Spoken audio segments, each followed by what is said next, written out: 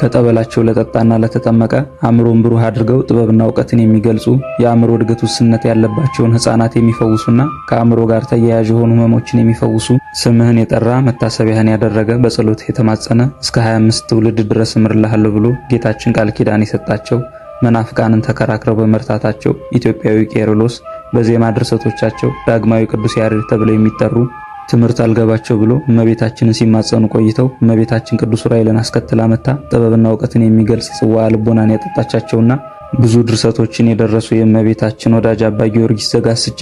ዛሬ ጥቅምት 3 ቀን የተጸነሱበት ዓመታዊ መታሰቢያ በዓላቸው ነው። ዳግመኛም በግብጽ ሀገር ከእስላም አባትና ከክርስቲያን እናት ተወልዶ ባደገ ጊዜ ክርስትናን በመቀበሉ ብዙ መከራን የተቀበለ አሕዛብ አንገቱን ቆርጠው ስጋውን በእሳት በማቃጠል ወደ ባህር የጣሉት ከእረፍቱ በኋላ እናቱና ሚስቱ ስጋውን ከባህር ሲያወጡት ምንም ጉዳት እንዳልደረሰበት ሰው ሆኖ ያገኙት